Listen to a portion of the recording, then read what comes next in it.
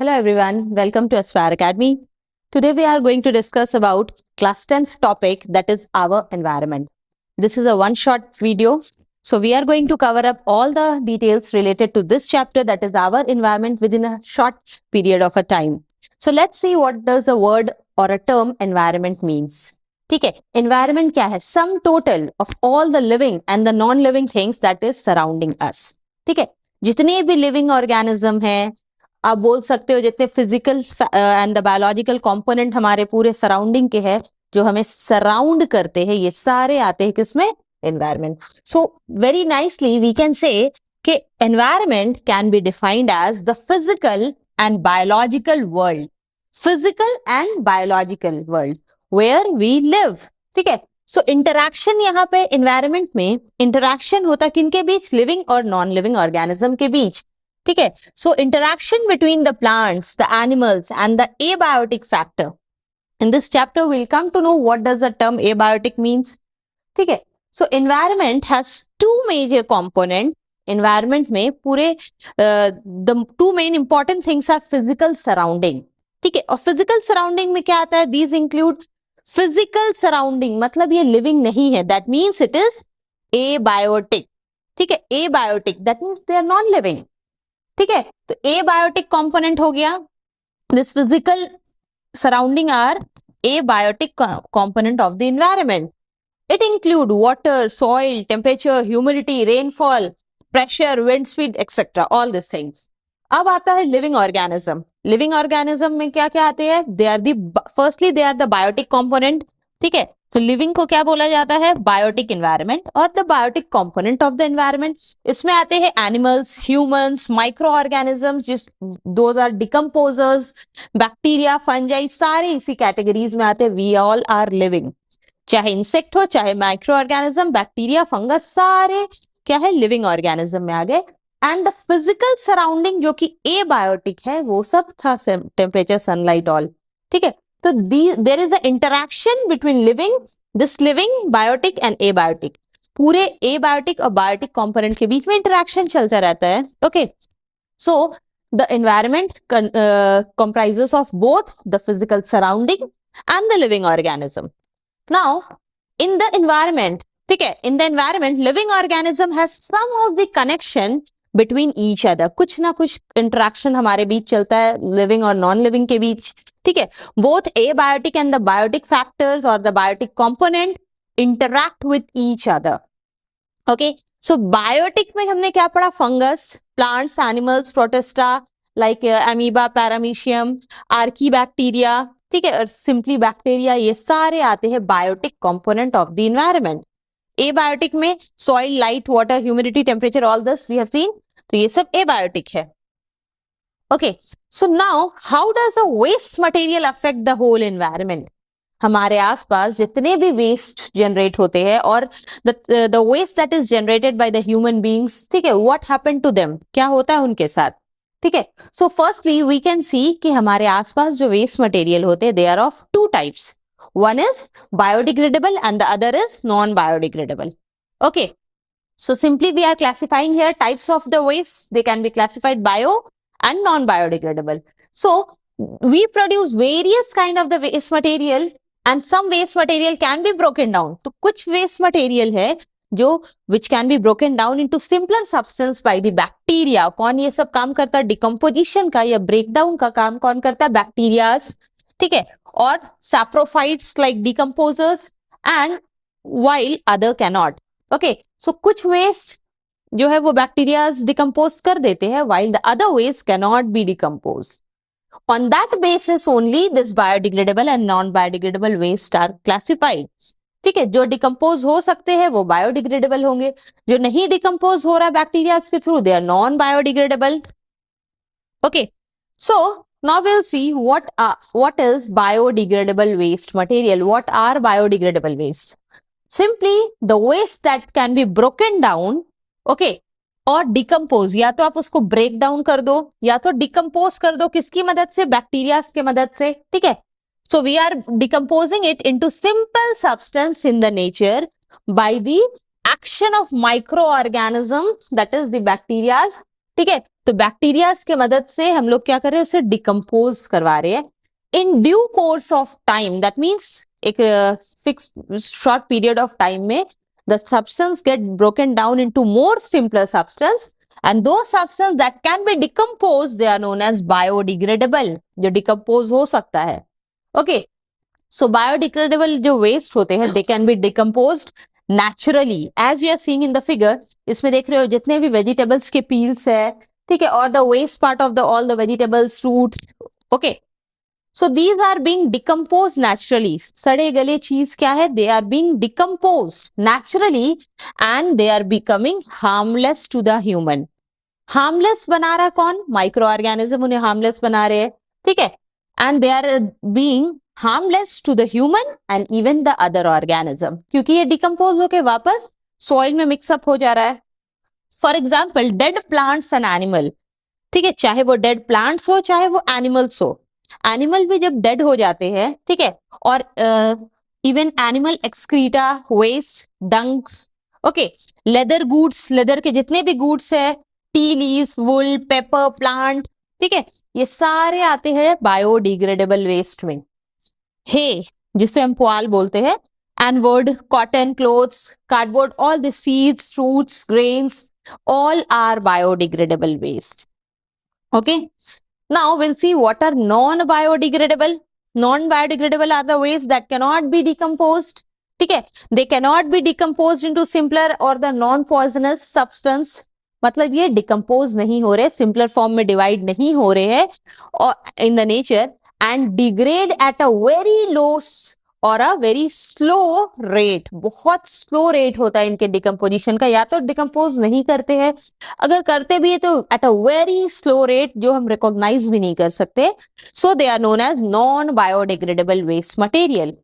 इस कैटेगरीज में non biodegradable waste जो हम लोग देखते हैं, generally all the polythene bags, plastic bags, bottles, ठीक है, so plastic, polythene bags, synthetic fibres, जो आर्टिफिशियल मैन मेड फाइबर्स होते, क्लोथ्स होते, नायलॉन, पॉलिस्टर, ठीक है, ग्लास ऑब्जेक्ट्स, मेटल के आर्टिकल्स जितना भी हो गया, एल्यूमिनियम का कैंस हो गया, silver foil, and even detergent, fertiliser, pesticides, ठीक है, one of the pesticide that DDT, and even the radioactive waste, all are non-biodegradable because they are not being destroyed by the microorganisms. Now, non-biodegradable substance cannot be decomposed or decayed, ये तो confirm है, ठीक है, by the microorganism cannot act on them. Now the thing happens, they accumulate in the environment. अब इनका होगा क्या, decompose तो हो नहीं रहे, they get accumulated in the environment and become harmless for human and animal, and even not harmless, it is harmful. It becomes harmful for humans, animals, plants, सब के लिए harmful बन जाते क्योंकि ये डिकम्पोज नहीं होते हैं and they get deposited or accumulated. ये environment में collect होते जाते हैं, ठीक है. So this non-biodegradable substance like DDT, that is pesticides, okay, can enter the food chain and cause biomagnification. Okay, सो जितने सारे नॉन बायोडिग्रेडेबल सब्सटेंस है ये एनवायरनमेंट में ही रह जा रहे हैं, दे गेट एक्यूमुलेटेड और एट लास्ट क्या करते हैं, they are entering the food chain, और फूड चेन में ही जैसे एंटर कर गया, they leads to biomagnification. Okay, that means food chain में एंटर कर गया मतलब ये ट्रॉपिक लेवल में पास ऑन होने लगेगा। Okay, so finally they are too much harmful. Now we'll see how biodegradable and non-biodegradable can be classified. On what basis, ठीक है, हम उन्हें क्लासिफाई कर सकते हैं. फर्स्टली, बायोडिग्रेडेबल जितने भी वेस्ट होते हैं they can B broken down into simple substance, ठीक है, और नॉन पॉइजनस सब्सटेंस में वो कन्वर्ट किए जा सकते हैं by the action of micro organism. But अगर नॉन बायोडिग्रेडेबल को you will compare, then you will see they can not be broken down into simpler non poisonous. ये सिंपल फॉर्म में नॉन पॉइजनस सब्सटेंस में convert नहीं होते by the action of micro organism. They can be recycled naturally as well as by the human. Human or natural means that means nature both can recycle them. Okay, और recycle के समय there is no pollution that is being generated. किसी तरह का कोई pollution नहीं होता environment में. But non-biodegradable में क्या है? Firstly तो they cannot be recycled naturally. ठीक है, and their प्रोडक्ट्स कॉजेस, अगर आप रिसाइकल करते भी हो किसी आर्टिफिशियल तरीके से, ठीक है, they causes environmental pollution. Next, they can produce useful biodegradable substance, में जो भी डिग्रेड होने के बाद जो भी आपको रिजल्ट मिलता है वो यूजफुल प्रोडक्ट्स होते हैं। ओके, नाउ नॉन बायोडिग्रेडेबल, अगर आपने किसी तरह मैनमेड तरीके से उसे रिसाइकल करने की कोशिश भी की, ठीक है, फर्स्टली तो दे रिमेन, नेचुरली अगर देखा जाए दे रिमेन अनचेंज्ड केमिकली, ठीक है, they remain unchanged chemically because they are not biodegradable. Chemical changes उनमें नहीं हो पाता सब, firstly they are non biodegradable, so they do not, biodegradable substance do not disturb the ecological balance। अगर environmental pollution नहीं वो create कर रहा biodegradable, so definitely जो environment का ecological balance है वो बिल्कुल भी disturb नहीं होता है।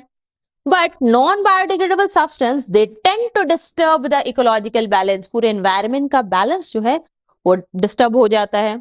now among this biodegradable substance we will see paper, cow dungs, ये सारे included है, ठीक है, vegetable pills, fruits, vegetable flower, ये सारा आता है बायोडिग्रेडेबल में। नॉन बायोडिग्रेडेबल में डीडीटी, ठीक है, which is a pesticide, synthetic fibres हो गए, पॉलिथीन हो गया, प्लास्टिक बैग हो गया, कैंस हो गया, ठीक है। So this is the basic difference between biodegradable and non biodegradable. Now will see what is ecosystem, because when we are studying about environment, तो उस एनवायरनमेंट में इकोसिस्टम क्या है? Structural and functional unit of the whole biosphere, ठीक है। On this earth we can see biosphere क्या है? Lithosphere, atmosphere, hydrosphere, together it is known as biosphere, ठीक है। लिथोस्फीयर क्या है? लैंड पार्ट है, सॉलिड पार्ट है, रॉक, माउंटेन, ये सारा लिथोस्फीयर में आता है। हाइड्रोस्फीयर में क्या आता है? जितने भी वाटर बॉडीज है, रिवर, ओशन, लेक, ठीक है, ये सब हाइड्रोस्फीयर है। Next comes atmosphere, that is the air, blanket of the air that we are seeing, ठीक है, troposphere, stratosphere, ये जो blanket of air है, तो ये सारे मिलके क्या बनाते हैं? बायोस्फीयर, जहां पे लाइफ एग्जिस्ट करता है। Okay, so ecosystem is structural and functional unit of the biosphere. Biosphere जो है उनका स्ट्रक्चर और functional unit, this is ecosystem. And this ecosystem consists of both biotic and abiotic component, ठीक है। So consisting of biotic, biotic means living, bio means life, so that means biotic component means living component, and the abiotic component is also included। abiotic में क्या आ जाएगा? physical environment like temperature, rainfall, soil, humidity, okay, and the mineral nutrient, ये सारे भी आ गए physical environment में, which interact with each other and maintain the balance of the whole nature. तो पूरे जितने बायोटिक और एबायोटिक कंपोनेंट के बीच में क्या चलता है? इंटरैक्शन चलता है, ठीक है। So they are being interacting to maintain the balance of the nature. Now all the interacting organism in an area together with the non living, मतलब एक पर्टिकुलर एरिया को आप ले लो, ठीक है, वहां पे जितने भी लिविंग और जितने भी नॉन लिविंग एनवायरमेंट के पार्ट है, they are interacting, okay, and that constitute an ecosystem, उसी को इकोसिस्टम बोलते हैं। इकोसिस्टम क्या है? एक छोटा सा एरिया कवर अप कर रहा है यहाँ पे, जैसे आप डायग्राम में देख रहे हो, एंड हियर जितने भी लिविंग हैं, लिविंग ऑर्गेनिज्म लाइक प्लांट और एनिमल, इंसेक्ट, बैक्टीरिया, ये सब हो गया, ठीक है, प्लैंक्टन्स हो गए, एल्गी हो गया, protozoa, bacteria, insects, fungus, termite, ठीक है, रॉटिंग लॉग्स, तो ये सब क्या हो गए? Living component. नॉन लिविंग में क्या आ गया? सनलाइट, टेम्परेचर, ह्यूमिडिटी, एयर, ठीक है, ये सारे, सिंस दे आर इंटरैक्टिंग, जितने ऑर्गेनिज्म है, living organism, algae, plants, insect, ये सारे क्या करते हैं? They are dependent on the physical environment also, okay, and the physical environment indirectly they are also interacting with the living component. So together this interaction, यहाँ पे क्या बन रहा है? Ecosystem. This constitute an ecosystem. So in an ecosystem, energy and the matter are continuously being exchanged between the living and the non-living component, ठीक है। तो यहाँ पे किस चीज का ट्रांसफर या एक्सचेंज हो रहा है? एनर्जी का और matter, okay, between all the living and the non living environment, ठीक है। नाउ विल सी इकोसिस्टम जो होता है, that can be classified, okay, and we can categorize them as natural ecosystem, or man-made, that means artificial ecosystem. Okay, so simply ecosystem को आप किस तरह से classify कर रहे हो? Natural ecosystem and the another one is artificial or man-made ecosystem. Natural, that means nature का जो बनाया हुआ है उसमें कौन कौन सा पार्ट आता है? Terrestrial, that means land, and aquatic, तो हमारे पास या तो लैंड है या तो वाटर है, ठीक है. So here terrestrial and aquatic ecosystem. Okay, तो टेरेस्ट्रियल लैंड में क्या क्या आ सकता है? फॉरेस्ट है, ग्रास लैंड है, डेजर्ट है. एंड इन एक्वेटिक, पानी वाला जो पार्ट है, ठीक है, इकोसिस्टम का, that is marine ecosystem and fresh water ecosystem. और अगर आर्टिफिशियल और मैनमेड इकोसिस्टम देखोगे तो हो गया एक्वेरियम. ओके, एक्वेरियम, गार्डन, जू, ठीक है, ये सारा इसमें कवर अप कर सकते हो आप. Now an ecosystem can be classified, firstly हमने देखा नेचुरल और manmade. Some example of natural ecosystem में क्या क्या आ जाता है? फॉरेस्ट, ठीक है, ग्रासलैंड, डेजर्ट, माउंटेन, ठीक है. सो दिस नेचुरल के अंदर तो बोथ टेरेस्ट्रियल एंड एक्वेटिक सब कवर अप हो जाएगा. सिंस हम नेचुरल की बात करें तो उसमें टेरेस्ट्रियल और एक्वेटिक बोथ आर इंक्लूडेड, तो simply we can add all, ठीक है. इसमें आ जाएगा grassland, forest, desert, mountain, pond, lake, river, sea, ocean, सब में एक अलग तरह का इकोसिस्टम चलता जा रहा है. ओके, दैट मीन्स लिविंग और नॉन लिविंग एनवायरमेंट के बीच में इंटरेक्शन चल रहा है. So the desert, grassland and the mountain, forest represent terrestrial ecosystem, that means land based ecosystem. Forest, grassland, ये सब क्या? लैंड, सब जमीन पे ही है, तो लैंड बेस्ड इकोसिस्टम है. बट इतना वाटर वाला आप देखोगे, पॉन्ड हो गया, लेक हो गया, रिवर हो गया, ठीक है. So all these represent aquatic ecosystem, और aquatic that means water based ecosystem. Okay, so man made और आर्टिफिशियल में क्या आ जाएगा? गार्डन, क्रॉप फील्ड, ठीक है. Now park, aquarium, etc. all these are man-made or artificial ecosystem. Now we'll see what are the component of ecosystem. पूरे ecosystem में हमने पढ़ा दो ही चीज के बारे में मेनली पढ़ रहे हैं, biotic and the abiotic environment, or the biotic or abiotic component. Okay, so we have seen that ecosystem can be categorized as biotic and abiotic. ठीक है, फर्स्टली हमने क्या क्लासिफाई किया? As biotic and abiotic component. Biotic में क्या देखा? कि there are producers, okay, then consumers and decomposers. Consumers को अगर आप देखो, it can be divided as primary consumer, secondary consumer and tertiary consumer. Okay, और एबायोटिक को अगर आप देखोगे उसमें तो नॉर्मली अभी इतनी देर से just we are saying air, water, temperature, wind, humidity, ये सारा आता है, rainfall, all comes under abiotic environment or the abiotic component of the ecosystem. So when we are talking about abiotic that means non-living. Okay, so these are the non-living component of the ecosystem. इसमें आते हैं soil, water, air, temperature, humidity, all, ठीक है. Now see what is the biotic component of the ecosystem. Biotic में आ गया living organism. Living organism में क्या क्या आते हैं? Plant, animal, fungus, insects, microbes.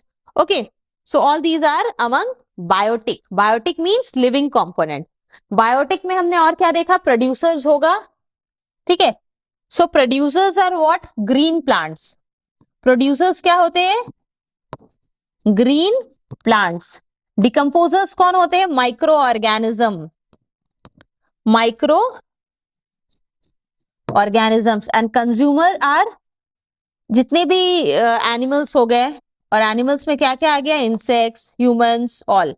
Okay, so now producer, firstly will deal with what is producer.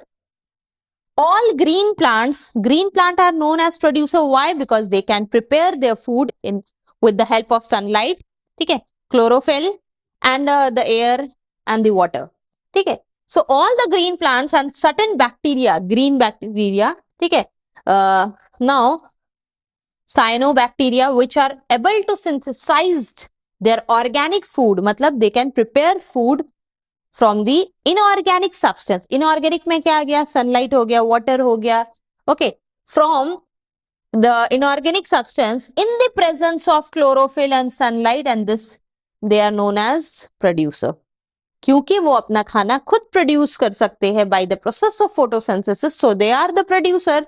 और green plants are producer, not all the plant. ठीक है, only green plant are known as producers. Now ये just next to that is producer के just बाद आता है consumer.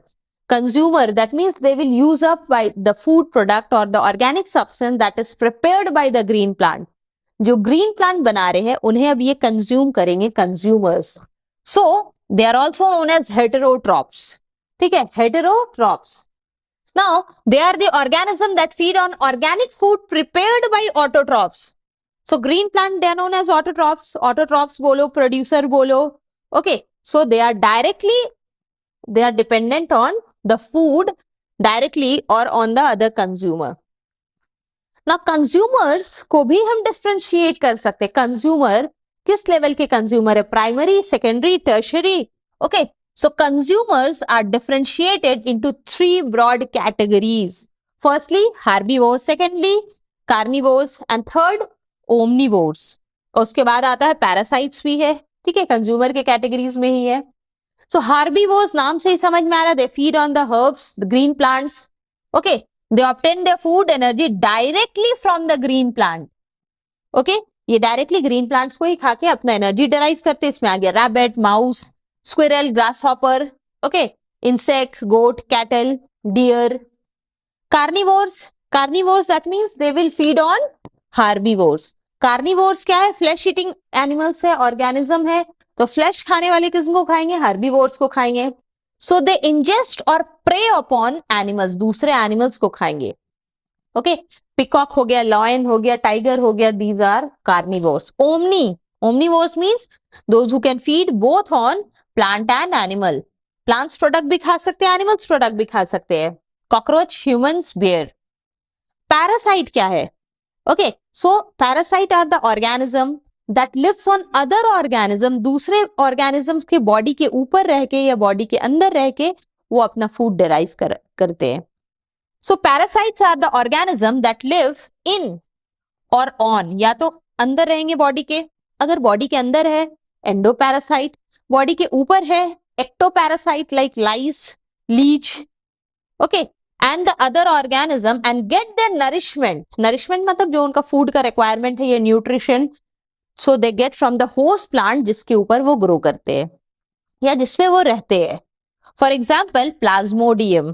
Here Plasmodium is also a parasite. Okay, now this was about consumer, heterotrophs. ठीक है, अब प्रोड्यूसर और कंज्यूमर के बीच में डिफरेंशिएट कर लेते हैं.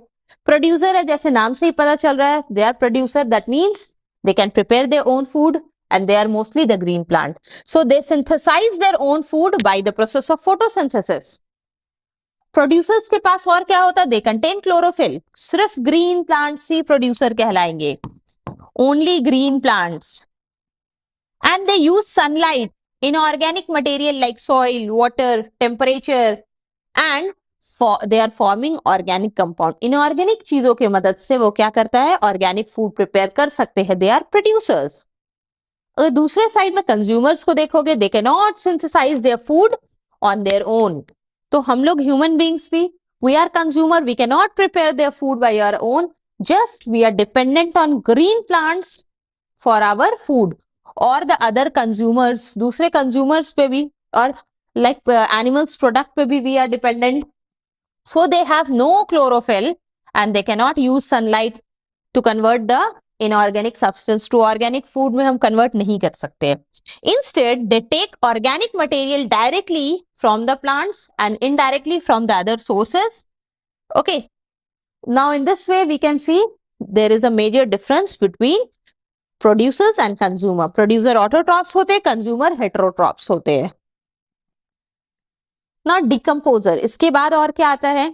Decomposers. Okay, so which are all the biotic component में जो है, decomposers are microorganism that feeds on dead and decaying organic matter.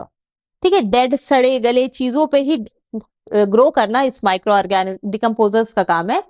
So they are the microorganism that feed on dead and decaying organic waste. Okay, like bacteria and fungus. They break down the complex organic substance, complex substance को break करके तोड़ के decompose कर देते हैं into simple inorganic substance. Now through the दो the decomposers, ठीक है, through the decomposers the elements enter the earth again. मतलब डिकम्पोजर्स ऐसे है, बिना डिकम्पोजर्स का क्या होगा, जो चीजें हैं वो बैक सॉइल तक नहीं आ सकता है. Okay, so the decomposer help in naturally replenishing the soil. Soil में जो भी न्यूट्रिएंट्स मिनरल्स की जरूरत है तो उसे रिप्लेनिश कौन करता है, दिस डिकम्पोजर्स. क्योंकि इस डिकम्पोजर्स का काम क्या है, जितने भी प्लांट और एनिमल के डेड मटेरियल हो, ठीक है, डेड प्लांट एनिमल्स हो, एनिमल का एक्सक्रीटा हो, सबको डिस्ट्रॉय करके डिकम्पोज करके इनटू सिंपलर, ठीक है, इनऑर्गेनिक सब्सटेंस में कन्वर्ट करते हैं, जो कि as a manure, as a fertilisers, bio fertiliser, they can be again return to the soil. तो सॉइल क्या है, फिर से रिप्लेनिश हो जा रहा है. नाउ अगेन ये सारे मिनरल्स में कन्वर्ट हो गए, ठीक है. So now again the new plant can grow on this decomposed material. Okay, now importance of decomposers. Decomposers plays a very important role, ठीक है. They help in decomposing the dead bodies of animals and plant. ठीक है, सूखे पत्ते हो गए, dead animals का हो गया, डेड इवन ह्यूमंस हो गए, when they all get decomposed, okay, they add nutrient to the soil. So they help in putting back the nutrient element which is present in the dead plant. ठीक है, dead plant हो गया, dead animal, हमारे body में भी जो nutrients है, जब हम मर जाए, डिकम्पोज हो जाए, तो फिर वापस वो न्यूट्रिएंट या मिनरल्स क्या होता है, मिट्टी में चला जाता है. And they are back into the soil, air and water for reuse for the producers. अब ग्रीन प्लांट फिर इनकी मदद से क्या होगा, they will help the plant will prepare the photosynthesis करेंगे एंड देन फाइनली सारा सिस्टम कंटिन्यू होगा. So decomposers help in recycling the material in the whole biosphere. ठीक है, एयर, वाटर, लैंड सारे मिला के बायोस्फीयर कहलाते हैं. तो इनमें जो डिकम्पोजर्स जो है रिसाइकलिंग का काम करता है, और वी कैन सिंपली से helps in recycling. Now the functioning of ecosystem, जो हमारा इकोसिस्टम है वो कैसे वर्क करता है. फॉर दैट लेट्स सी कि एक एग्जांपल लेते हैं जिसमें गार्डन को एक इकोसिस्टम मानते हैं. एक गार्डन में किस तरह का इकोसिस्टम चल रहा है, लेट्स सी दैट. फर्स्टली, एक तो इकोसिस्टम क्या होता है, सेल्फ सस्टेनिंग होता है. उनमें सारे लिविंग और नॉन लिविंग जितने भी कंपोनेंट है, they are just interacting with in themself. Okay, so an ecosystem is independent and self sufficient unit. Independent है, सेल्फ सफिशिएंट है. Now if we are taking garden as a ecosystem, तो इनमें हमारे पास दिख रहा है फ्लावरिंग प्लांट भी है, कुछ नॉन फ्लावरिंग प्लांट भी है. ठीक है, दीज आर फ्लावरिंग प्लांट, कुछ नॉन फ्लावरिंग ग्रासेस, ये सब भी है. So the garden is a man made ecosystem. किस तरह का इकोसिस्टम है, मैन मेड, क्योंकि यहाँ पे प्लांटेशन हम करते हैं, किस तरह से कौन प्लांट को लगाना है, किसको नहीं लगाना है, तो we are doing according to us. So these are man made ecosystem. There are grasses, flowers है, non flowering plant are also there. Okay, so large trees, herb, shrub, ये सारे ट्रीज सब कुछ है. So yes, all the green plants जितने हो गए, चाहे herb, shrubs, all are grouped as producers because they can prepare their food, they can perform photosynthesis. तो इस गार्डन में क्या है, जितने भी प्लांट्स हो गए, फ्लावरिंग हो या नॉन फ्लावरिंग हो, सारे आ गए प्रोड्यूसर्स में. अब इस गार्डन में ऐसा तो नहीं होगा कि only the plants will be there, there might be some of the rodents, कुछ बर्ड्स भी आते होंगे, ठीक है, which will help in pollination. बीज हो गया, इंसेक्ट्स हो गया, ग्रासहॉपर हो गए. तो there are animals like frog, insects, birds in the garden and that all. यहाँ पे इंसेक्ट जितने, बर्ड्स हो गए, ये सब क्या है, कंज्यूमर. क्योंकि अब ये किस पे डिपेंड करेंगे फूड के लिए, प्लांट्स पे. Okay, so both the plant and animal, जितने भी प्लांट्स एनिमल हो गए, that is all are togetherly called the living component. So they interact with each other for the growth and reproduction and other activities. Means living organism are dependent on, मतलब यहाँ भी जितने भी living है, plant हो गया, animal हो गया. We know plant and animal are dependent on each other. चाहे वो ऑक्सीजन और कार्बन डाइऑक्साइड के लिए हो, चाहे वो फूड के लिए हो. So they interact with the non-living component also. इनके बीच में भी इंटरेक्शन चल रहा है. Now the living again is interacting with the non-living component, that is the soil, air, water. So animals हो गया या plant हो गया, all are requiring, ठीक है, plants require soil because soils में ही तो उनका plant का growth होगा, air भी चाहिए, water भी चाहिए, ये सारा plants के growth के लिए बहुत जरूरी है, ठीक है. plants अगर grow नहीं करेंगे तो insects किस पे feed करेंगे, तो all are interrelated और ये सब interact करते हैं. एंड लास्टली जब प्लांट और एनिमल्स जितने हैं वो डेड हो जाए तो उन्हें डिकम्पोज करने का काम डिकम्पोजर्स करता है. And decomposers are the bacteria and the fungus and they help in recycling the inorganic substance. ठीक है, वापस इनऑर्गेनिक चीजों को सॉइल में रिटर्न करने का काम decomposers they do. Now what is food chain? इस फूड चेन से क्या समझ में आता है हमें? फूड का चेन है, ठीक है. That means simply we can say a sequence line wise एक सीक्वेंस है of eating and in return being eaten. मतलब हम किसी को खाए और हमें कोई और इन रिटर्न खा जाए. सो इसी सिस्टम को, इसी सीक्वेंस को that is known as food chain. Now in an ecosystem, food relationship exists between the different living organism. In an ecosystem, food relationship exists. मतलब यहाँ पे ये पूरा रिलेशन जो है एक ऑर्गेनिज्म में का दूसरे के साथ जो कनेक्शन है किस चीज को लेके है? फूड को लेके है. ठीक है, so we can say food relationship exist between the different organism. They interact with one another for their food. तो ये कैसे इंटरैक्ट करते, क्यों इंटरैक्ट करते? Just for the food as well as for food consumption. या तो food का preparation को ले लो, ठीक है, और food consumption. Okay, so simply in this diagram you can see green plant. ठीक है, ये ग्रीन प्लांट है, producers. Green plants are known as producers because they perform photosynthesis and उससे वो फूड ऑर्गेनिक सब्सटेंस प्रोड्यूस करेंगे. और जो organic substance green plant produce करेगा that will be used by the primary consumer. और primary consumer here you can see grasshopper. Consumer है, first level वाला consumer है, इसलिए प्राइमरी कंज्यूमर और फर्स्ट कंज्यूमर है ये. Okay, then comes secondary consumer. अब ग्रास हॉपर, प्लांट को कौन खा रहा है? ग्रास हॉपर खा रहा है. Grass hopper is again in return, grasshopper is eating plant but in return it is being eaten by bird. okay, अब bird को कौन खा रहा है? snake खा रहा है. snake कौन है? tertiary consumer है, थर्ड लेवल पे आ गया. ठीक है, birds are secondary consumer, snake tertiary and finally apex predator यहाँ पे है. okay, we can see यहाँ पे owl है, हायर ऑर्गेनिज्म है. ठीक है, नाउ जब ये आउल हो गया और ईगल हो गया, दिस इज नॉट आउल. ठीक है, ना आउल हो गया या ईगल हो गया. Okay, so they are in return, जब वो डेड होंगे तो डिकम्पोज कौन करेगा? Mushrooms, fungus, bacteria. Okay, so finally एक तरह का सिस्टम चल रहा है, एक चेन चल रहा है in which one organism is eaten by the another. एक ऑर्गेनिज्म को दूसरा खा रहा है, इसको कोई और खा रहा है. सो वी कैन सिंपली से a sequence of eating and in return being eaten. ठीक है, so some organism consume the other animal and in return it's consumed by the another. So this is the food chain. A food chain is sequential process, sequence में चलता है.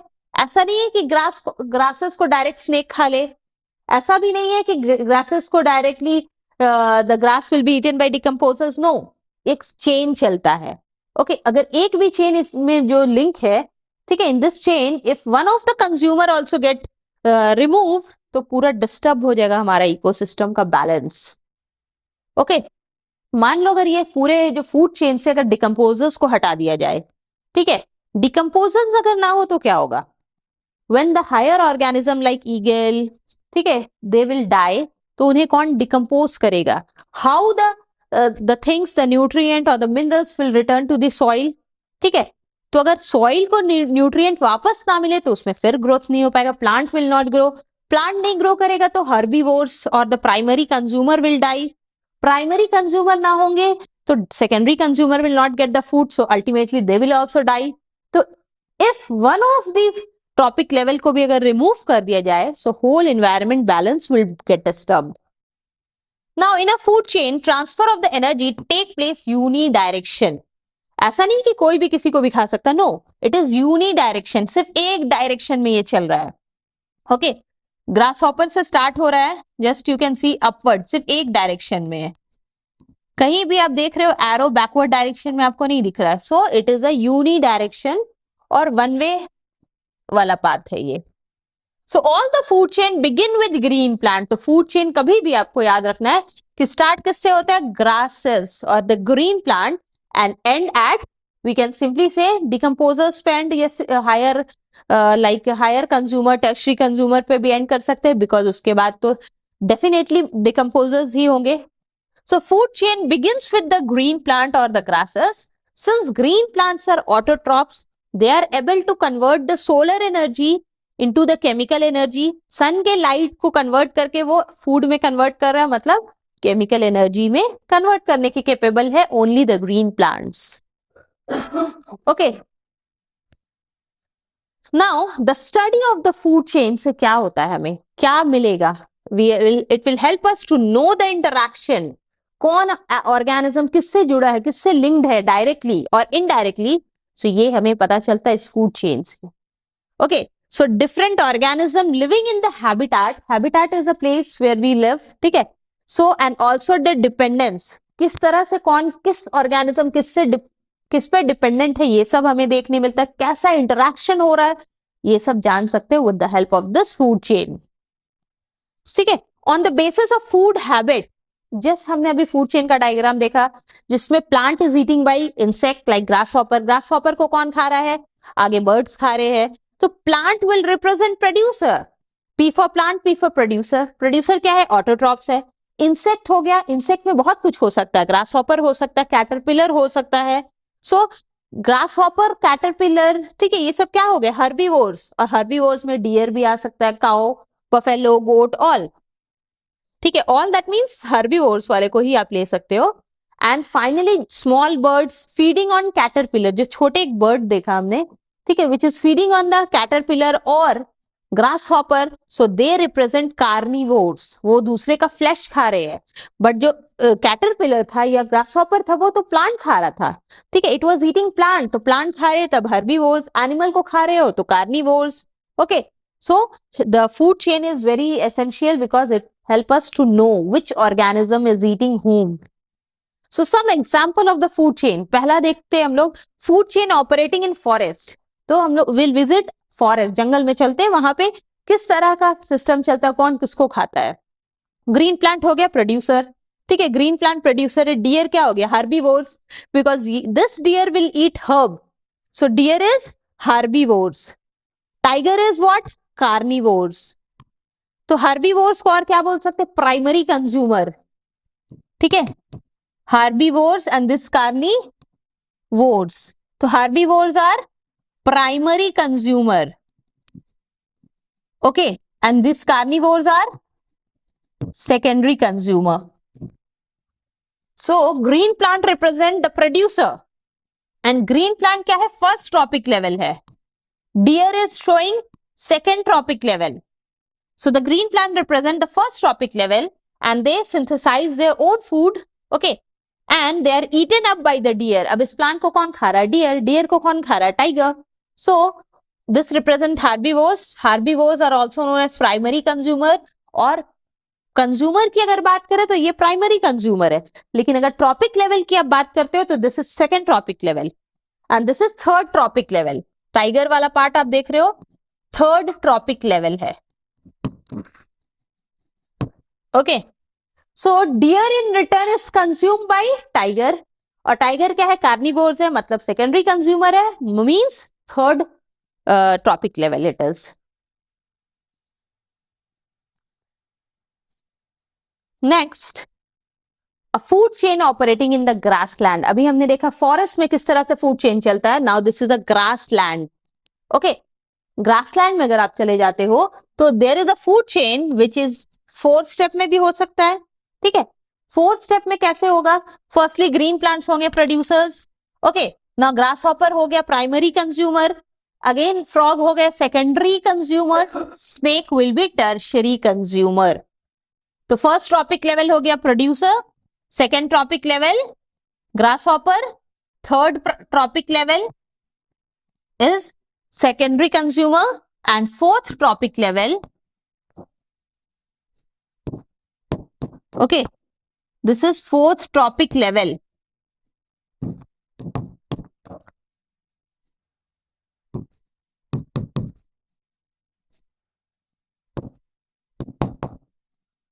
Now grass is what? Producer. Insect क्या है? Herbivores है. Frog क्या है? Carnivores है. Snake क्या है? Secondary carnivore है. Now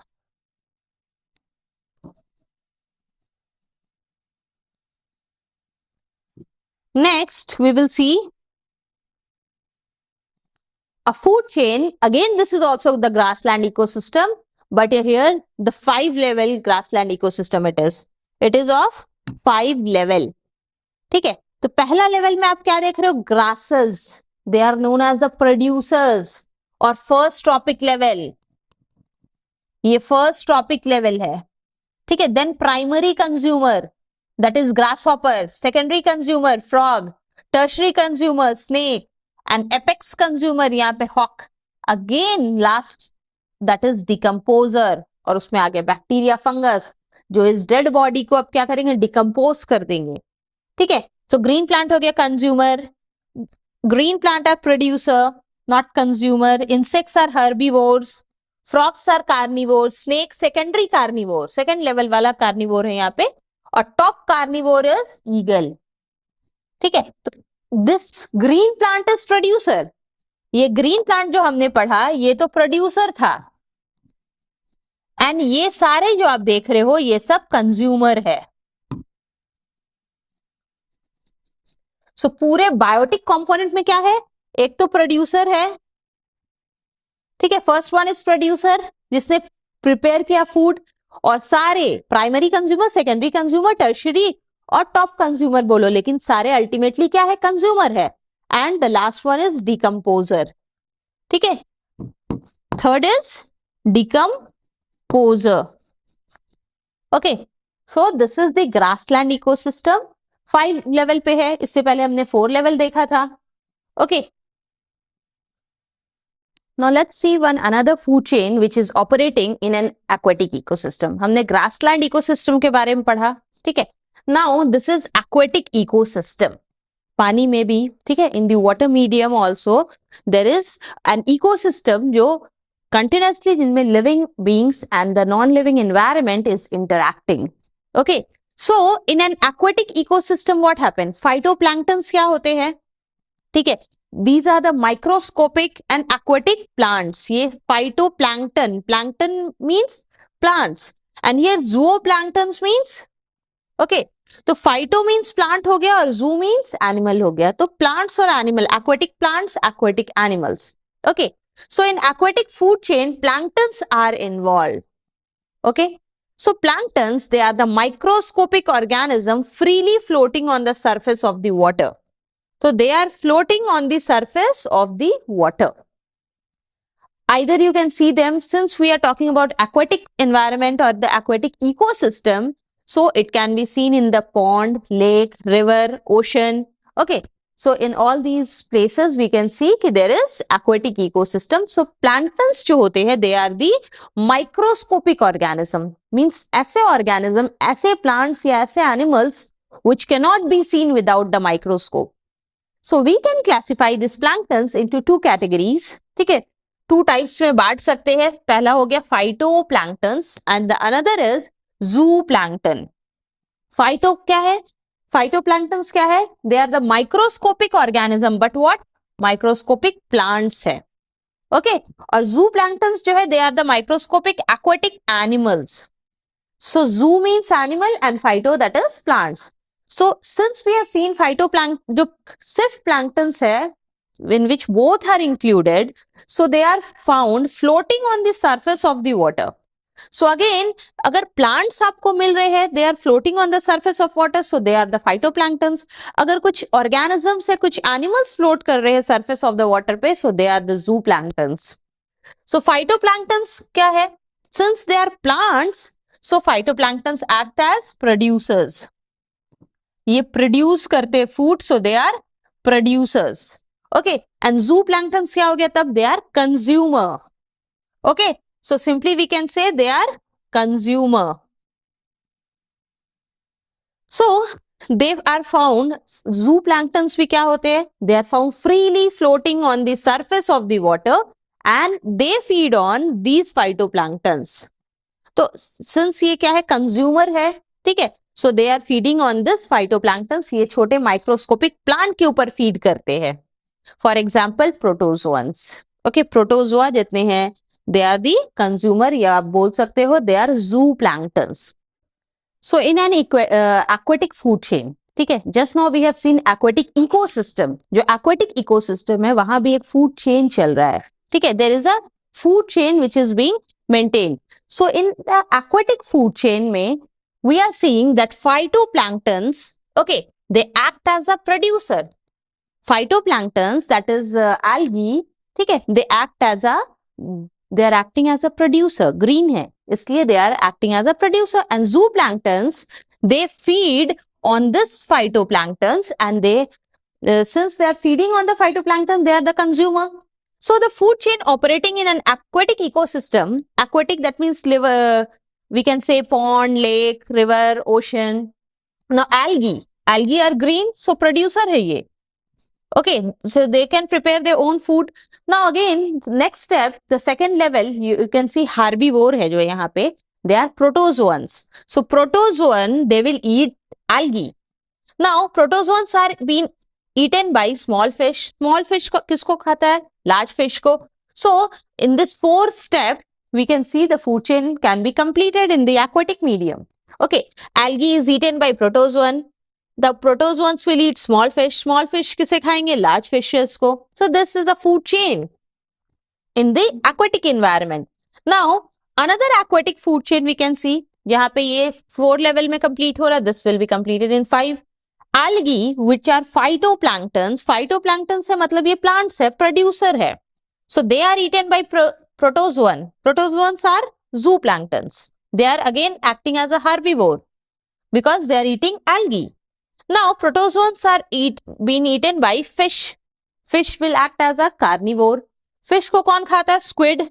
Secondary carnivore. Squid are eaten by seal, which are top carnivore. Okay, so this is the food chain. Algae is eaten by protozoan, then fish, then squid, then seal. तो ये भी aquatic environment में ही होता है, aquatic ecosystem में ही food chain आपको देखने मिलेगा. It can be like this, ठीक है, we can see in this way also. 4th level पे भी हो सकता है, 5 level पे भी हो सकता है. Okay, now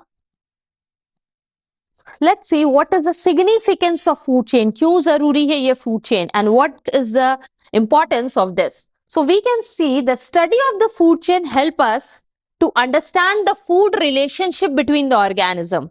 जितने different level है, trophic level है, okay, or the different producer, carnivore, primary carnivore, secondary carnivore, then tertiary carnivore. In this way, just we can see how the relationship is maintained between the organism, and that is on the basis of food habit.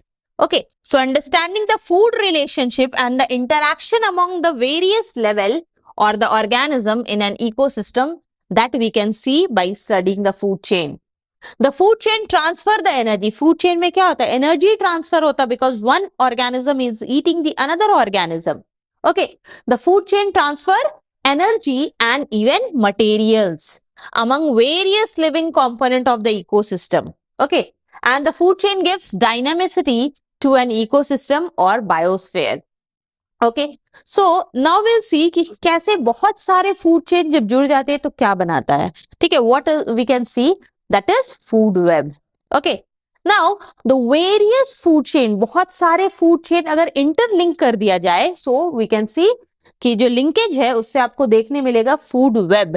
Okay, so the various food chain operating within this ecosystem and the biosphere cannot function in isolation. ऐसा नहीं है कि aquatic ecosystem independently work कर सकता है, terrestrial independently what happen कि both जितने भी एनवायरनमेंट में या बायोस्फीयर में जितने भी इकोसिस्टम है, they are interlinked. Okay, so they can not operate और function in isolation. So many of these food chain are interconnected. ठीक है, इंटरकनेक्टेड है, इंटरलिंक्ड है, and that are the part of more than one food chain. मतलब एक organism, ठीक है, एक फूड चेन का पार्ट है, तो they are interlinked by the another food chain also. So that is the food web. So the various food chains forms a network within interconnections and also linkage. So the network of various food chain, बहुत सारे food chain जब linked है, interconnected है at various trophic level, so that is food web. So in this diagram you can see this grass. इस grass को कौन कौन खा रहा है? Mouse is also eating, rabbit भी खा रहे हैं, grasshopper भी खा रहा है. ठीक है, ग्रासहॉपर से कौन सा इकोसिस्टम और how the food chain is been seen. grasses are eaten by grasshopper, grasshopper are eaten by birds, birds are eaten by snakes, snake are eaten by hawk. Again we can see the grasses are eaten by grasshopper, grasshopper is eaten by frog, frog is eaten by snake. तो ये interlinked food chain है. आप grasshopper को दोनों food chain में देख रहे हो. Okay, in this path also and in this path also you can see. So there is interlink or linkage is there. Okay, so in this way we can see that जो interlinked or interconnected food chain होते हैं, that will form food web. Okay, now if a food web of an organism can if the food web in a food web an organism can obtain its food from the different source. food web में क्या है, options बहुत सारा है. ठीक है, one organism can be the part of more than one food chain, so the option is much more. So different sources से वो अपना food derive कर सकते हैं and in turn may be eaten by the different organism. Okay, now in another word simply we can say it may occupy position in more than one food chain. एक organism एक से ज्यादा food chain में वो present हो सकता है. So rat may be consumed by snake or maybe eagle. So similarly grasshopper, just we have seen in the picture, the grasshopper was eaten by frog also, sometime by the eagle. Okay, so in this also we can see, ये भी arrow diagram के through देख सकते हैं, plant eaten by rabbit, rabbit को कौन खा रहा है? eagle. ऐसा भी हो सकता है कि plant को कौन खाए? rat, rat is eaten by eagle. So in this way we can see plant can be eaten by seed eating birds and birds are eaten by the eagle. The last one, the plant is eaten by grasshopper, grasshopper by this bigger insect को खा रहा frog, frog by eagle. So we can see plant को बहुत different animal खा रहे हैं. ठीक है, eagle is eating sometime rabbit, sometime rat, sometime grasshopper, sometimes seed eating bird. तो इस तरह से आप देख सकते हो कि एक ऑर्गेनिज्म दूसरे को खा रहा है. So there is a interconnected, interlinked food chain. Okay, so one organism can be eaten by more than different types of the various organism. So this is food web. Now next comes trophic level. Trophic level क्या है? ठीक है, this is you can see trophic level मतलब एक तरह से level बनाया गया है फूड चेन का, how the organisms are interlinked, किस तरह से एनर्जी पास ऑन होता है to the next level. Okay, so the various link और steps representing the organism in a food chain. तो ये क्या फूड चेन को ही रिप्रेजेंट कर रहा है. ठीक है, how the step by step how the food chain are arranged at which the transfer of energy is being taken place, and this is known as trophic level. So how the food or simply we can say how the energy is being transferred in the different level of the food chain, so that is known as trophic level. So the various trophic level we'll study about here.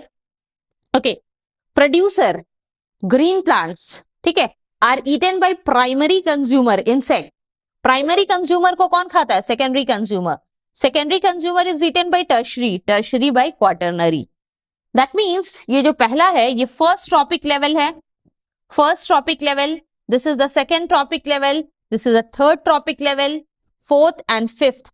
ठीक है, level of the food chain का ही step by step process आप देख रहे हो, but there is level wise also we can separate them.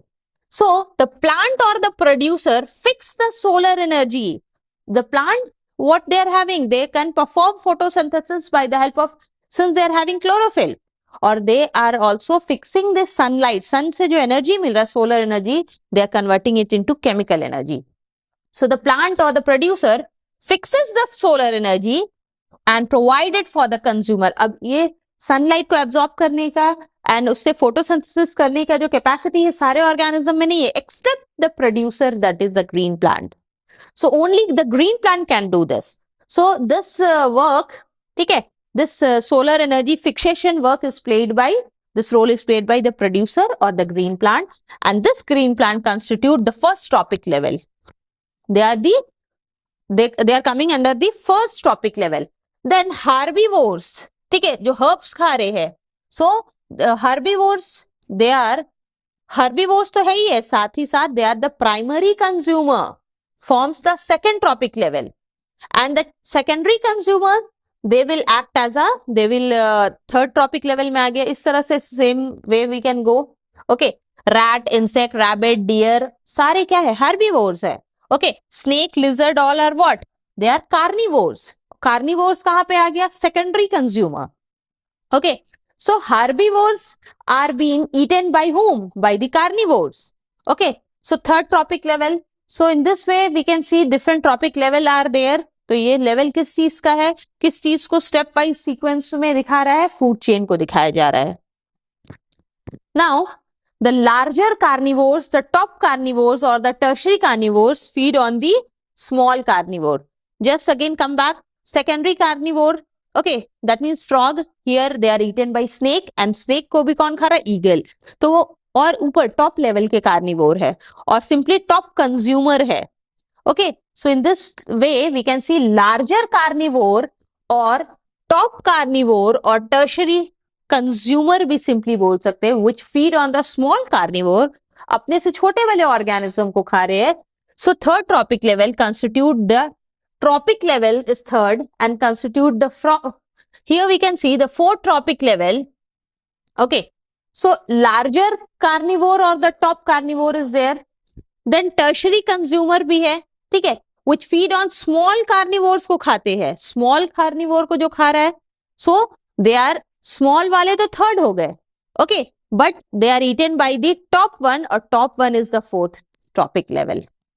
So these organisms are not the top carnivore होते या top consumer है. they are not being preyed by any other organism. दूसरे organism उसे नहीं खाते हैं. Instead they die, ठीक है, when they become old they die and they due to any of the injury, disease, and finally जब वो death होती है उनकी, तो वो decay करके decompose हो जाता है. ठीक है, फिर decomposers अपना role play करते हैं and they add nutrient back to the soil. Okay, so now this was all about the trophic level. Now we'll see examples of trophic level. एक सिंपल फूड चेन को लेके देखते हैं किस तरह का ट्रॉपिक लेवल हमें देखने मिल रहा है. First is grass, producer. Deer is herbivore. Okay, lion carnivore. So this is first trophic level. In this above food chain what we can see, grasses producer है, represent the first trophic level. Deer represent the second trophic level. Okay, and the lion represent the third trophic level. Third trophic level. Okay, so in this way the different trophic level is being maintained. Another food chain operating in the grassland. ठीक है, अब grassland ecosystem में हम देखेंगे कि किस तरह का फूड चेन मेंटेन होता है.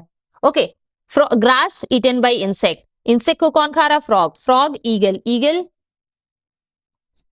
It should be snake and then eagle. यहाँ पे होगा snake and then over here eagle. Now producers green plant, herbivores insect, carnivore frog हो गया. Again this will be secondary carnivore and this will be top carnivore. Okay, so grasses represent, grasses क्या है? First trophic level है. Insect second trophic level. Frog third trophic level. Snake that is a secondary carnivore, fourth trophic level. And top carnivore they are fifth trophic level. Okay, so in this way the things goes on. Plants, producer, simply these things we have already done. Okay, now the various trophic level in the food chain can be shown by pyramid also, pyramid के through भी देख सकते हैं. Okay, grasses, green plant की अगर हम बात करें, it can be grass, it can be tree, it can be the crop plant, it can even be the flowering plant. Okay, अब ऊपर देखोगे प्राइमरी कंज्यूमर जो है herbivores, they can be either grasshopper, bee, and butterfly, goat, then goat, rabbit. Okay, now secondary consumer कौन हो गया? Rat, sparrow, frog. Okay, in this way the things goes on. So the various trophic level in the food chain we can see over here, various trophic level. So it can be represented by food by the pyramid of number. ये क्या दिखाया जा रहा है यहाँ पे? pyramid of number. जैसे higher level पे जा रहे हैं, ठीक है, we are moving from producer to consumer, secondary, then tertiary. The number of the organism decreases. Okay, number of organism decreases. Decrease in the biomass, simply we can say. Okay, now it shows that the basis or lowest trophic level, the lowest one is having the large number of organism. ठीक है, number of the organism in the lower trophic level will be much greater than the topmost trophic level. Okay, and as we move up the ladder, इस ladder में जैसे ऊपर जाओगे, the number of the organism will keep on decreasing. Okay, अगर आप देख रहे हो, if there are 10 to 12 plants अगर हो गया in the lowest trophic level, then we'll see the number of the herbivore और कम हो गया 5 to 6. Again more up you will go, secondary consumer 3 to 4. Okay, again tertiary में देख रहे हो only 2, then quaternary only 1. Okay, so in this way, since we are moving upward in the trophic level, the number of the organism or the biomass of the organism decreases. Okay, so this is about the trophic level. Now, how does the flow of energy takes place in the ecosystem? जो पूरे ecosystem किस तरह से energy का transfer चलता रहता है? Okay, firstly we know the green plants, they are able to trap the solar energy and then change it into chemical energy in the form of the food. So that chemical energy कहाँ stored रहता है? They are stored in the food. Okay, so green plant capture only 1% of the total solar energy. जितना भी solar light जो मिलता है green plants को, only 1% they are just using. Okay, now so they are using the solar energy. So solar energy is being absorbed by the green plants by the chlorophyll pigment, और ये सब जो process होता है, that is known as photosynthesis. We can see photosynthesis क्या है? It is a process of preparation of the food by the green plants in the presence of sunlight, chlorophyll. Okay, so apart from this, trapped energy is used by the plant.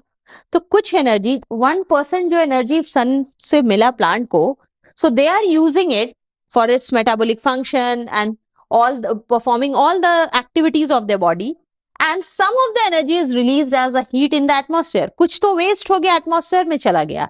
Only उसमें से भी सिर्फ 10% जो होता है, that is being used by the green plant. Means 1% जो था, उसका भी सिर्फ 10% only is being used. Now the remaining energy is stored. Okay, the rest other energy is being again sent back in the atmosphere. So the remaining energy is stored as a chemical energy in the plant by the process of photosynthesis के process से convert हो गया. And when the plant are eaten by the herbivores, अब वो energy herbivore में चला गया. Herbivores को जब carnivores खाएगा, तो carnivores will also get energy. Okay, carnivores को जब top carnivore खाएंगे, again the energy will transfer, but only 10% of the energy goes to or pass on from each trophic level to the next one. So these animal herbivores utilize some of this energy for the metabolic activities. So kuch energy the animal will or the organism will utilize for their activities, rest all they will pass on to the next trophic level. Okay, so this process of energy transfer is similarly repeated with carnivores and top. तो इस तरह से herbivores से पहले producers से herbivores में गए, herbivores से carnivores, then again top carnivores. In this way the things goes on and the energy or the flow of energy in the ecosystem take place. Now this is the 10% का कुछ law है, ठीक है, कि किस law से, किस rule regulation से जो energy है वो transfer होगा from one level to the another. So we have read already, we know, we are having this much knowledge कि plant जो है, they trap only 1% of the energy of the sunlight, okay, and then convert it into chemical energy, okay. Rest all they are sent back in the atmosphere. So the studies of the different food chain and energy transfer in the various ecosystem, since we have studied about the food chain, food web, so from this we have seen that the transfer of the energy take place from the producer to the top consumer, okay. So energy from producer to consumer is being passed on, and this is known, this is done, or this is following one of the law that is known as 10% law. मतलब जब भी energy transfer होता है, ठीक है, और when the energy is been passed on from one level to another or one tropic level to the another, only the 10% of the energy passes on. So that is known as 10% law. Now, this law was given by Lindemann in 1942. Okay, so this Lindemann in 1942 में क्या बताया? That according to him, that means according to 10% law जो उन्होंने दिया, it says that only 10% of the total energy, ठीक है, enters the particular tropic level of the consumer, and out of this only 10% is available for the transfer, okay, to the next tropic level. So सिर्फ 10% एक level से दूसरे level में पास on होता है. Rest all energy that get again return to the atmosphere, okay, or it is loss in the form of heat. Now for example, अगर हम लोग मान लेते हैं, ठीक है, प्रोड्यूसर है, ग्रीन प्लांट है, ठीक है, सो दे आर टोटल सन का एनर्जी को एक मान लेते हो 1000 joule of the energy that is derive from the plant, ठीक है, 1000 जूल ऑफ एनर्जी सन से मिल रहा है प्लांट को, बस plant will only just use 1% of that, ठीक है, तो 1% they will be using, just we have seen, we know सिर्फ 1% solar energy plant can trap, okay. So out of 1000 joule के जो सोलर एनर्जी थे उसमें सिर्फ प्लांट ने 1% सोलर एनर्जी एब्जॉर्ब किया है. Rest all is return back in the atmosphere. मतलब अगर आप देखो 1% 1000 जूल का हो, so that is 10 joule only, सिर्फ 10 joule is absorb by the plant. मतलब total 990 joule is return back to the atmosphere और द एनवायरमेंट. नाउ अब ये 10 जूल है, कुछ जो ये 10 जूल जो प्लांट ने एब्जॉर्ब किया उसको they use it for their own metabolic activity, and कुछ हीट में लॉस होगा, ठीक है. So that 10% joule now it will, अब उस 10% जो प्लांट ने एब्जॉर्ब किया उसका सिर्फ क्या होगा, अगेन ओनली 10%. सो 10 जूल का 10% क्या हो गया, only 1 joule. 1 joule will be receive by the herbivore. अब हार्बीवोर क्या करेगा, अपना सिर्फ 10% पास करेगा. सो अब इस 1 जूल का 10% क्या आ गया, only 0.1 joule. So in this way only 10% of the energy is been pass to the next level. So only 10 joule, that means 1% of the 1000 is trapped by the plant and rest 990 has been left in the atmosphere, and then next 10% of the 10 joule is being passed on, that means 1 joule, ठीक है, जो कि herbivore को मिलेगा. अब carnivore को तो और भी कम मिल रहा है. 10% of the 1 joule, that is only 0. We can see 0.1 is being used and the 0.9 is lost in the environment. मतलब क्या है, एक लेवल से दूसरे लेवल में जाने में जितना एनर्जी, जितना बड़ा फूड चेन होगा, ठीक है, और जितने ज्यादा ऑर्गेनिज्म होंगे उस फूड चेन में, लिंक स्टेप जितने ज्यादा होंगे, द एनर्जी ट्रांसफर और the energy which will be derive from the top carnivore या top consumer will be much less. मतलब हार्बीवोर्स को सबसे ज्यादा मिलेगा प्लांट के बाद. आफ्टर दैट जो secondary consumer, tertiary consumer, in this way the amount of the energy that will be transferred to the next step, that will be decreased. Now, what is the characteristics of this energy transfer? So this energy is being transferred, 10% law follow हो रहा है. Okay, so what more characteristic? Energy is supplied by the sun, ठीक है, sun is the ultimate source of energy, and energy is only converted from one form. तो solar energy सिर्फ convert होता है chemical energy में, nothing else. Okay. And there is a continuous transfer of the energy from one tropic level to the another tropic level.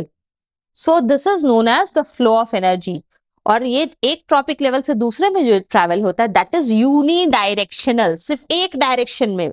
Okay, so it is just moving upward or forward, but it cannot return back.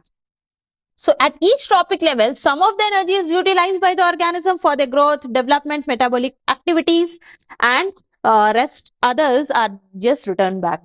Okay.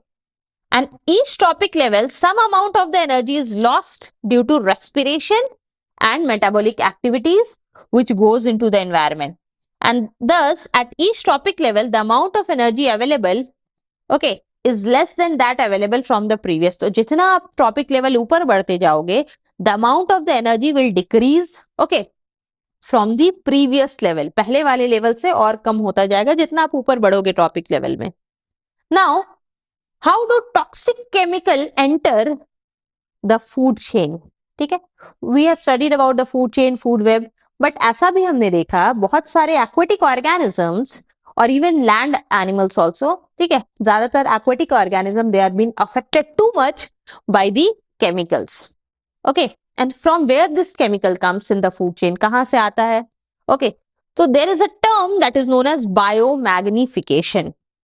So this term biomagnification, what does it mean? Bio. Okay, then magnification. यहाँ पे क्या होता है जब हमारे food chain में chemicals get entered, okay, they multiply at a very fast rate. So that is biomagnification. So in the food chain, the movement of this toxic chemical, and what are these toxic chemicals? Pesticide, insecticide, rodenticides, weedicides. Okay, so ये सारे हमारे food chain में आ जाते हैं, but कैसे? Because जब producers होते हैं द ग्रीन प्लांट्स, ठीक है, एग्रीकल्चर फील्ड में we are spraying pesticides pest को मारने के लिए, वीडीसाइड्स वीड्स को मारने के लिए. सो इन दिस वे क्या होता है, जो जिस तरह के केमिकल सब्सटेंस है get deposited in the soil, soil में आ जाते हैं, and finally when the rains come, ठीक है, बारिश के पानी से वो बह के कहीं और चला गया, रिवर वाटर बॉडीज में चला गया, finally it leads to biomagnification. Now these chemical enter the body through the food chain. हमारे बॉडी में कैसे आया? फूड चेन से. कैसे? because we are eating plants and the animals product also we are eating. So plant are eaten by animals, तो animals product में भी आ गया उस तरह के chemicals. And even plants directly अगर हम खा रहे हैं, herbivores है, not herbivores, simply we can say if we are vegetarian, तो हम लोग अगर vegetarian भी हो, ठीक है, तो हम लोग प्लांट्स प्रोडक्ट खाते हैं directly, again we are affected. So these chemicals are wash down into the soil and the water bodies during the irrigation purpose and rain, and from the soil this chemical may be absorb by the plant. अब soil में है तो water minerals के through, जब water minerals absorb किया जा रहा है रूट के through, so again that chemicals can also be passed on. So from the water bodies this chemical may be taken up by the. अब जब पानी में चला गया ये सारा केमिकल्स, तो एक्वेटिक प्लांट्स और aquatic animal they can use them, उनके बॉडी में भी चला जाएगा. और जब हम एक्वेटिक प्लांट या एक्वेटिक एनिमल्स फिशेस खाते हैं, okay, then again that chemical substance will enter our body. So what happen, like in biomagnification we have seen कि एक्यूमुलेशन होता है पेस्टिसाइड्स या केमिकल्स का, ठीक है, chemicals, pesticides, these are accumulated in the food chain, and finally जो higher organism है they are mostly affected. So usually this chemicals, how and why the higher organisms are affected? Because they are non degradable. जो chemical substance होते हैं, जो pesticides होते हैं, they are not degradable, और degrade नहीं होंगे, that means they are being accumulated in the food chain, okay, and they are accumulated at each of the tropic level. Her tropic level में और add हो जाते हैं, okay, like you can see water, okay, so in the water medium we can see जो pesticides है, okay, they are being accumulated like 0.0003, and in some book you may also see 0.02 parts per million, इस तरह से आप देख सकते हो. So zooplanktons they are having 0.04, then smaller fish में थोड़ा और बढ़ गया 0.5, then again increase 0.5 से larger fish they are having 2 ppm, ठीक है, and then finally the higher fishes or the fish eating prey they are having 25 parts per million. तो इस तरह से जो accumulation है बढ़ता जा रहा है chemicals या pesticides का in this वाटर मीडियम में, एक्वेटिक मीडियम में भी देख रहे हो आप, लैंड में भी बिल्कुल इसी तरह से होता है, एक ट्रॉपिक लेवल से जब दूसरे ट्रॉपिक लेवल में पास ऑन होते हैं, so the pesticides and all their accumulation increases according to the tropic level. So when the organism of the previous tropic level, previous वाला tropic level, that means back वाले में अगर आप आ जाओ, are eaten up by the organism of next, so we know, okay, so जैसे like higher, ये hawk है, eagle है, तो they are eating what? Larger fish. Larger fish को कौन खा larger fish, what they are eating? Smaller fish. So the organisms are eaten, these organisms are eaten by the next higher tropic level में जो organism है वो खाते हैं lower वाले को, ठीक है, and then the concentration of these chemicals keeps on increasing as we move upward in the tropic level. So as human being, usually we are where? We are at the high or the top level, okay. We are having the highest tropic level of the food chain. So we are maximum highest जो affection होता है, harmful effects जो chemicals का, that is being seen in the higher organism. Okay, so they get the maximum quantity of these harmful chemical. Who get? The higher organism, like humans, here eagle. Okay, so in this way the things goes on. So this increases in the concentration of the harmful chemicals in the higher organism at each tropic level. This is known as biological magnification, or we can also say biomagnification. Okay, so biomagnification basically क्या है? Accumulation of the chemicals, pesticides in per tropic level. Now we'll see what is ozone layer depletion. ठीक है, we'll see what is ozone layer depletion, किस तरह से हो रहा है, but उससे पहले हमें ये देखना है कि ozone layer है क्या. Okay, and here then afterward we'll see how the ozone layer are being depleted, किस तरह से उनका depletion हो रहा है, पर है क्या वो, first we'll see that. So what is ozone layer? ठीक है, as we know, blanket of the air which is known as atmosphere. Okay, so oxygen molecules, normally oxygen को किस तरह से हम लिखते हैं? O2, we write O2. Okay, so what is ozone? Ozone क्या है? This is oxygen.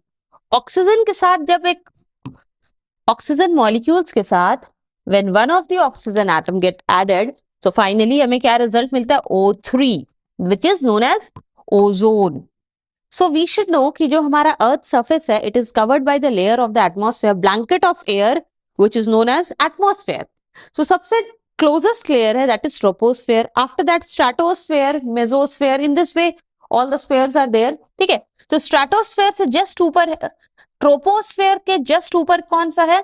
Stratosphere. and in that stratosphere के layer में आपको देखने मिलता है ozone layer. Okay, it is a layer of ozone gas. So what does the ozone layer do? It protects us from harmful ultraviolet rays of the sun. Okay, so ये ozone layer का काम है हमें UV rays से बचाना.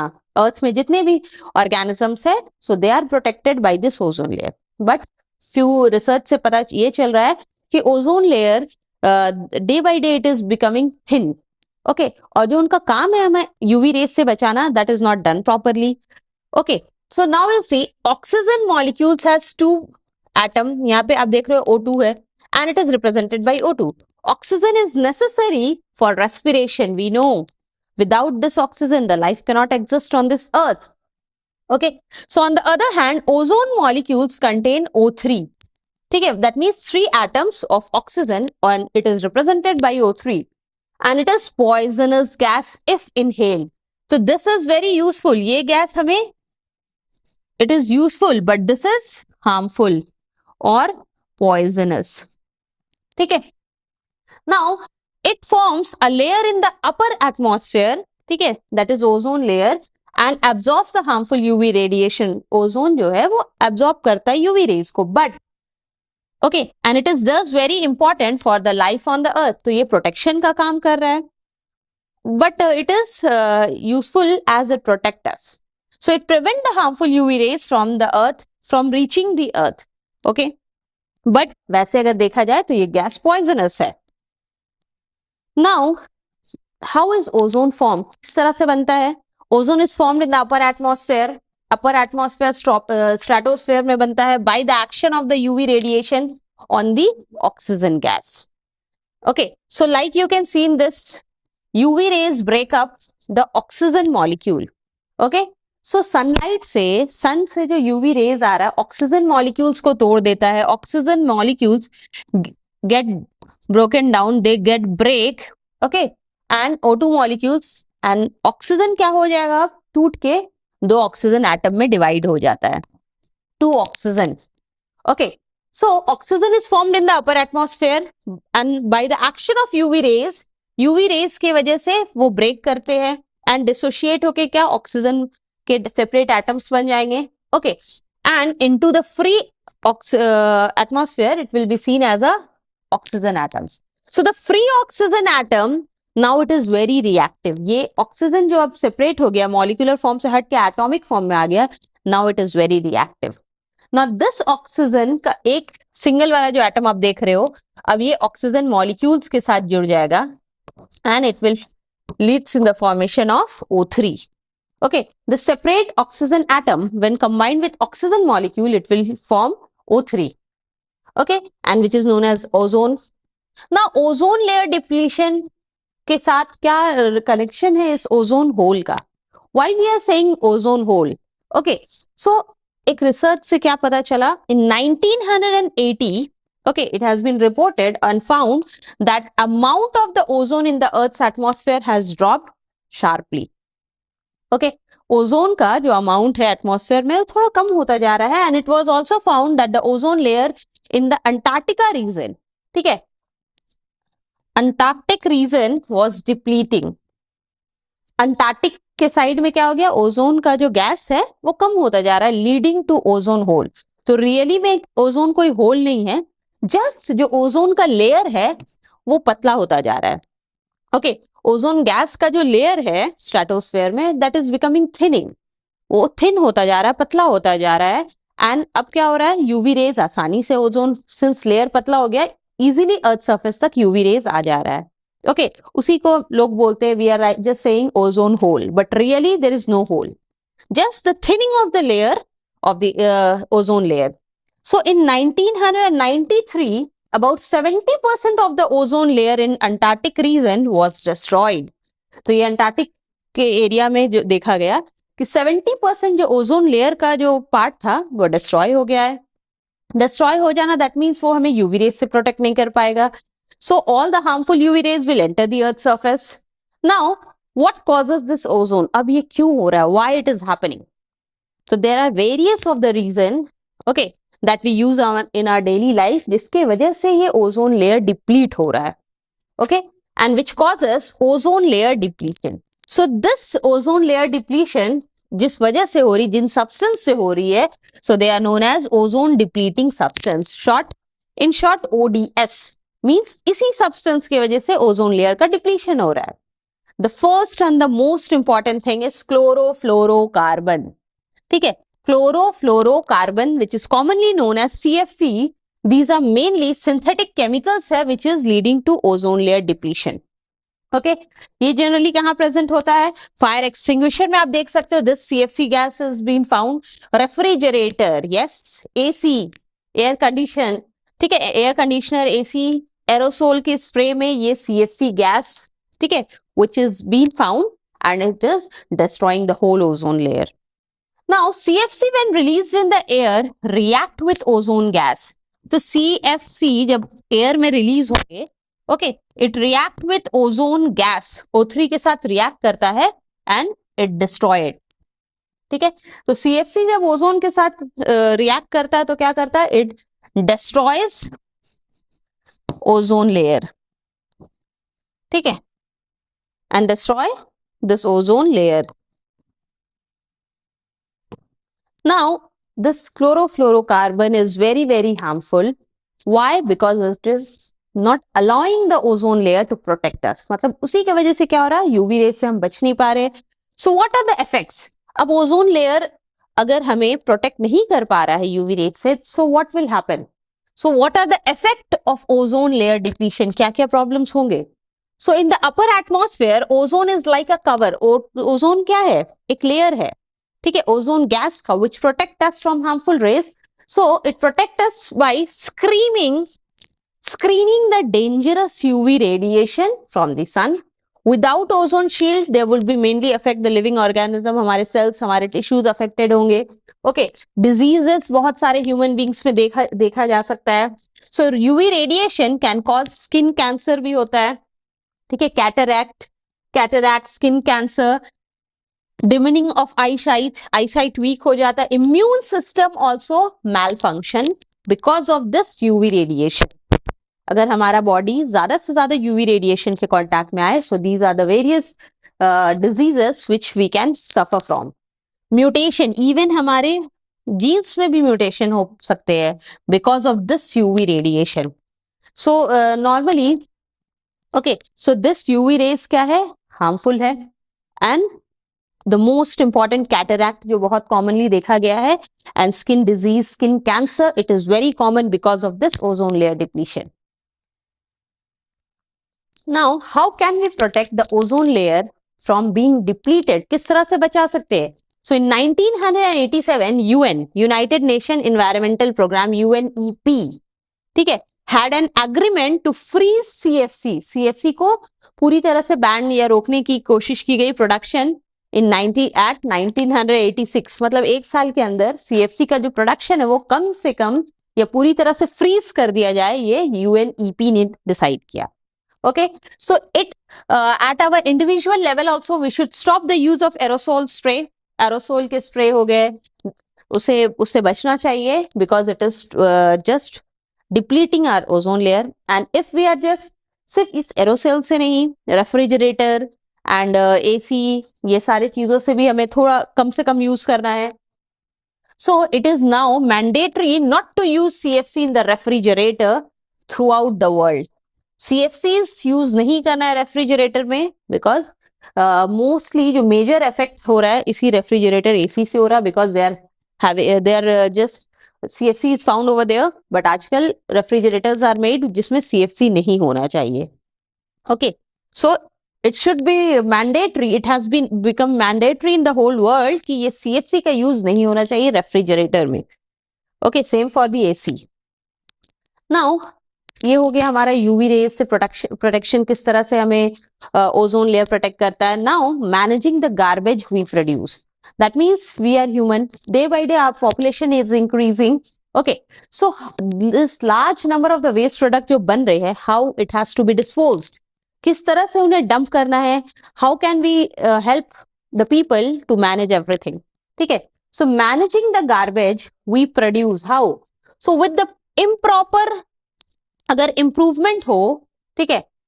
With the improvement in our financial position and earning, definitely ये देखा गया है कि अगर आप अर्न अच्छा कर रहे हो, ठीक है, फाइनेंशियल पोजीशन अच्छा है, so definitely our lifestyle changes. ठीक है, लाइफस्टाइल में बहुत वास्ट चेंजेस देखा जाता है. And also the growth in the consumer market. We are consuming now more and more product and we generate a lots of garbage and waste daily. Now this garbage may be household waste, leftover food के हो सकते हैं, kitchen waste हो गया, ठीक है, waste paper and all things, broken plastic हो गए, ग्लास हो गए, so all this things. Okay, so these are being discarded, and even the old and the broken wooden objects and the sewage all are coming under this garbage. So some of this garbage waste क्या होता है, कुछ biodegradable होते हैं, कुछ नहीं भी होते biodegradable. Okay, so therefore it is very important now to separate all this biodegradable and non-biodegradable waste. So separate करने में क्या होगा, हम लोग biodegradable को क्या कर सकते हैं, उससे मैन्योर्स, बायो फर्टिलाइजर्स ये सब बना सकते हैं. Okay, and non biodegradable waste they can be sent for recycling, reuse कर सकते हैं, reuse after the recycling process. Okay, so this waste can be either disposed by recycling, okay, और composting, incineration और landfill and the sewage treatment. So this waste, इसका हम reuse, recycle कर सकते हैं, कंपोस्ट बना सकते हैं. Okay, so separation of this biodegradable and non-biodegradable waste is very important. और उसके बाद sewage treatment, it is also very essential. So most of this waste that we are seeing, जो हमारे day to day life में जो waste generate हो रहा है, okay, these are plastic, glass and the metal cans. तो plastic हो गया, glass हो गया, metal can, उन्हें तो हम recycle कर सकते हैं. Okay, and can be remolded और किसी और shape में कुछ और भी बना सकते हैं. So biodegradable waste material can be made, उससे क्या बन सकता है, मैन्योर बन सकता है, कंपोस्ट बन सकता है. सो म्युनिसिपल बॉडीज क्या करते हैं, म्युनिसिपल कॉर्पोरेशन के लोग क्या करते हैं, ठीक है, जो वेस्ट को कलेक्ट करते हैं from door to door and by incineration और dumping into the landfill. So they are just dumping in the landfill, and similarly sewage treatment plant has been also set up जहाँ पे जो sewage के waste है उन्हें less harmful बना के then finally it is released in the water bodies. So it has been sewage treatment plant has been set up by the government to dispose all the waste. Okay तो आजकल waste management भी जो है वो एक बहुत special तरीके से वर्क कर रहे हैं so that they can reduce the harmful effects of the garbages and all. Okay so in this way the things goes on. इस तरह से हम लोग we have came to the end of the chapter that is our environment, जिसमें हमने अपने environment के बारे में पढ़ा, food chain, trophic level, all the things, and even how we are getting affected by this UV rays. Okay, now we have came to the end. So this all about this chapter. I hope you have understood the concept of this chapter. Thank you for watching.